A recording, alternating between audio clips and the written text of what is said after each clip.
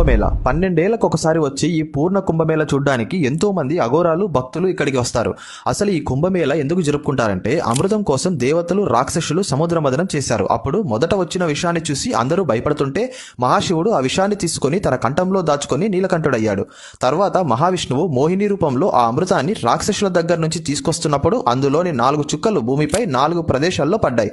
అవే హరిద్వార్, ప్రయాగరాజ్, ఉజ్జయిని, నాసిక్. అందుకే మనం ఈ 4 చోట్ల కుంభమేళ జరుపుకుంటాం.